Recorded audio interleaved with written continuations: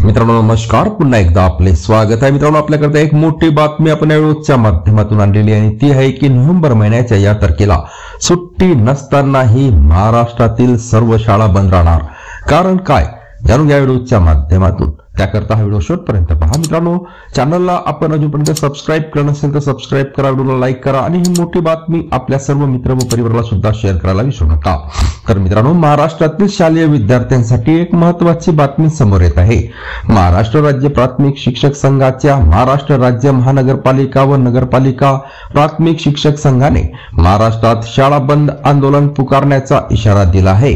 खरे तर टीईटी बाबत माननीय सर्वोच्च न्यायालयाने काही महिन्यापूर्वी महत्त्वाचा निर्णय दिला। सर्वोच्च न्यायालयाने 1 सप्टेंबर रोजी टीईटी बाबत निकाल देताना शिक्षक पात्रता परीक्षा म्हणजे टीईटी बंधनकारक असल्याचे जाहीर केले। दरम्यान या सक्तीच्या निर्णयाविरोधात महाराष्ट्र राज्य प्राथमिक शिक्षक संघ आणि महाराष्ट्र राज्य महानगरपालिका व नगरपालिका प्राथमिक शिक्षक संघ यांनी तीव्र भूमिका घेतली आहे। राज्य शासनाने या निर्णयाविरोधात तातडीने पुनर्विचार याचिका दाखल करावी आणि केंद्र शासनाकडे पाठपुरावा करावा अशी संघटनेची गेल्या काही दिवसापासूनची प्रमुख मागणी आहे। या मागणीसाठी संघटना जोरदार पाठपुरावा सुद्धा करत आहे। दरम्यान या संघटनेने राज्य शासनाला 2 आठवड्याची मुदत दिली आहे।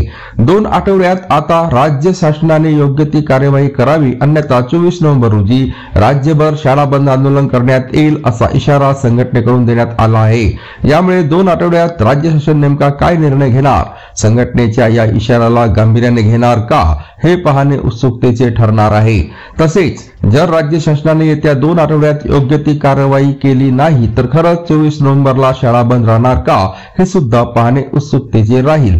दरम्यान संघटनेने नुकतीच एक पत्रकार परिषद आयोजित केली होती। मंगळवारी पुण्यातील रावसाहेब पटवर्धन विद्यालय व कनिष्ठ महाविद्यालय येथे घेण्यात आलेल्या याच पत्रकार परिषदेत संघटनेचे कार्यकारी अध्यक्ष सचिन दिंबडे यांनी सर्वोच्च न्यायालयाच्या निर्णयाचा विपर्यास करून राज्य सरकार शिक्षकांना लक्ष्य करत आहे, अनेक शिक्षकांवर अन्यायकारक कारवाई होत आहे, टीईटी नसल्यामुळे अनुभवी शिक्षकांच्या नोकरीवर धोका निर्माण झाला असून त्याचा परिणाम शिक्षकांच्या मनोधैर्यावर होत असल्याचे सांगितले।